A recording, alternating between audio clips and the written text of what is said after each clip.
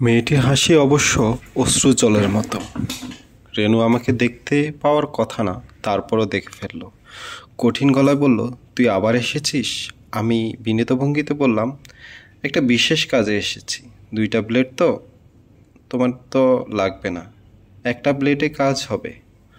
অন্যটা আমাকে দিয়ে দাও, আমি তোমার প্রেমিককে দিয়ে আসব। একটা ব্লেড দিয়ে তুমি রক কাটবে, অন্যটা দিয়ে সে। ঠিক সময় ঠিক করা থাকবে, একই সময়ে রক কর্তন অনুষ্ঠান। রেনু ইংরেজিতে বলল, তুমি সার্কাসের ক্রাউন ছাড়া কিছুই না। আমি ক্রাউন পছন্দ করি না।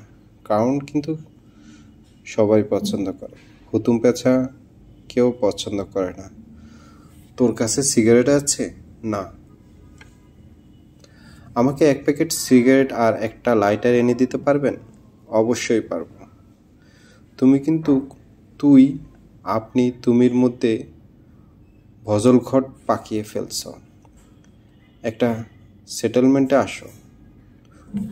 তুই তুমি আপনির মধ্যে যে কোনো একটা বেছে নাও। Get lost. সিগারেটের কনভেন্ট কিনবো, এনি ব্র্যান্ড উইল টু।